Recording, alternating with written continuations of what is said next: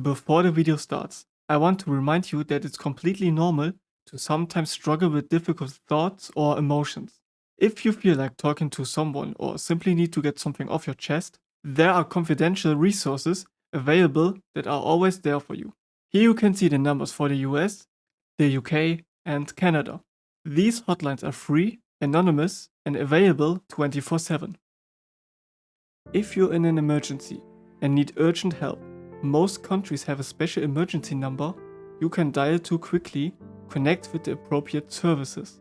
You will be connected to a person trained to respond calmly and quickly in crisis situations.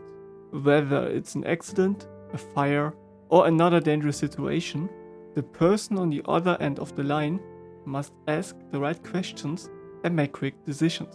That's where the so-called W questions come in, like where's the emergency, what happened, and who is affected.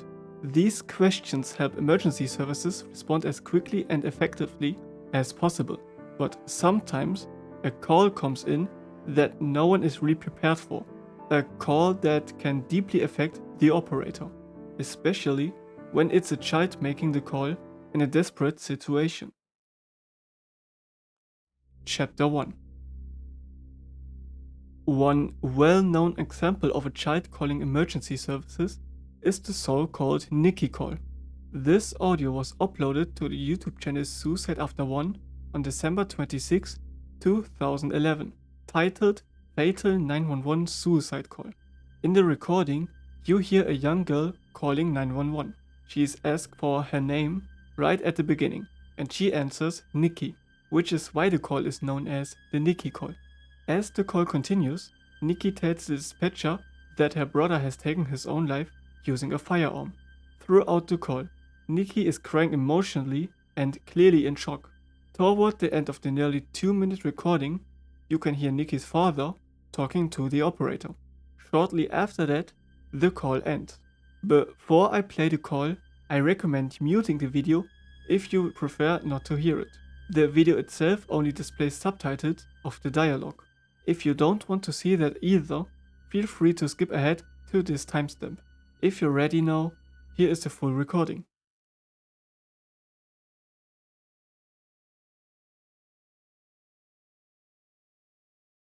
Emergency 911. Help me, my brother's dead. What's your name? Mickey, What do you mean by your brother's dead? he killed himself How did he do it? with a gun. Okay, are you home alone? Well, I'm home alone with my sister. Okay. Get someone here quick. Did you just find him, Nikki? Yeah, no, he's dead. Nikki, stay on the phone with me, hon, okay? Why'd you do it? Nikki, I've got help on the way. You just wait a minute, okay? Quick, please. Nikki, don't hang up on me, okay? I won't. Just quick.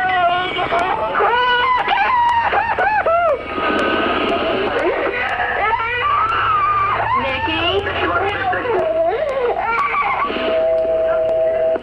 Okay, I've got ambulance and the rescue and police officers are en route. Please hurry up and get here. Okay, they're on their way, but you're... My God in heaven, Jesus Christ. Okay, you're there with your daughters, though, right? Yes, I'm here.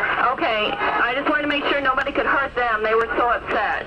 Oh, my God. Okay, but they are on their way, okay? Okay, okay. Okay, bye-bye. Washington 216, the father's on the scene now. At the end of the video, there's a mention of a website called suicideafter.com. Unfortunately, I couldn't find anything about this site, and even using the Wayback Machine, it couldn't be accessed.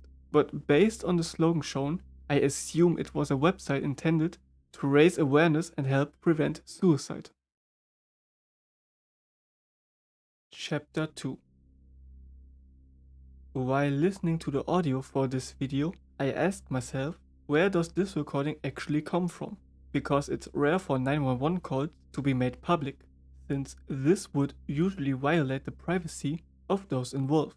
That made me wonder whether the recording might be real, or perhaps just a very realistic dramatization. So I started to find more information. Eventually, I came across an interesting article.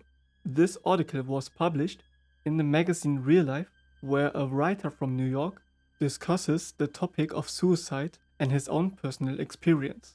Further into the article, he describes how he slowly sank into a sort of rabbit hole, eventually ending up in forums like Reddit, where people share the most disturbing 911 calls they've ever heard.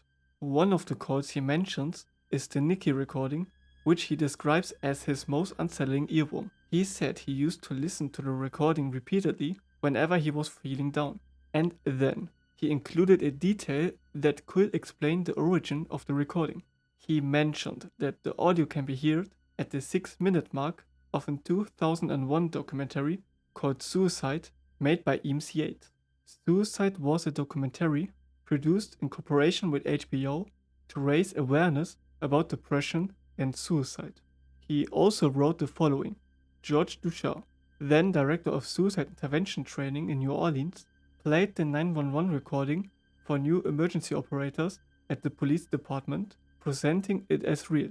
However, there's no solid proof online, not in Reddit threads, Google searches, or news archives from 2001, that the recording is authentic.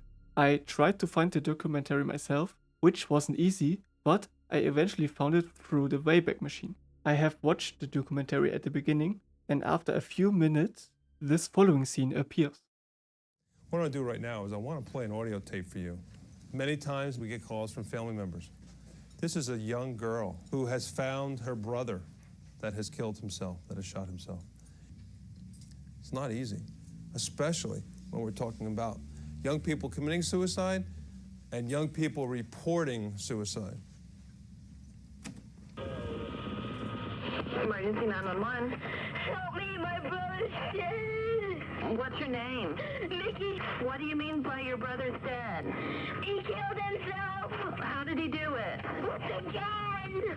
I kept watching the documentary and noticed that right after the audio, they showed photos of real individuals who had died by suicide to show the new trainees what the consequences look like.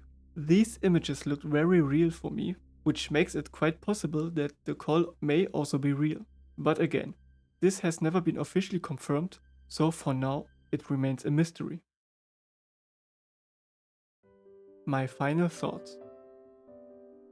The Nikki call is one of those recordings that can really stick in your mind for a long time. In the comment section of the video, many people say that they've had suicide thoughts themselves, but that this audio helped them not doing it, because they wouldn't want to put their family through something like that. Others share their pain about having lost someone they loved because of suicide. As a result, many viewers started encouraging and supporting each other during difficult times, and I think whether the recording is real or not, it serves its purpose. It stopped people from doing something that can never be undone. I hope you found this video informative. I will see you in the next one, and until then, take care.